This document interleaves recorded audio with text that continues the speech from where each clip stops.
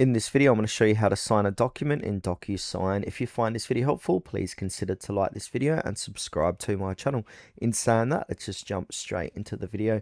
Okay, so the best way to do this is to come on over to DocuSign and sign into your account.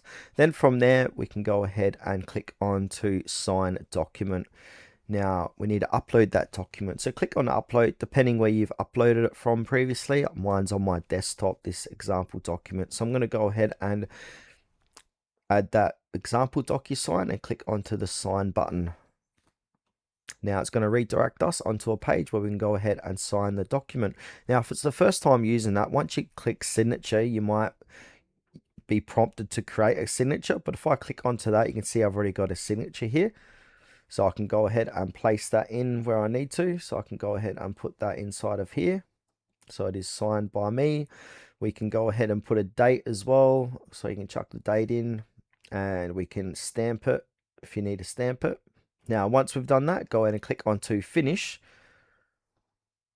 I'm going to actually remove that one, so I don't have a stamp. Just click on the finish and then we can put in the email address. You can send that back to your email address or send it to the person who needs to get that document signed. You can put your subject in, change that and put a message as well. Click send.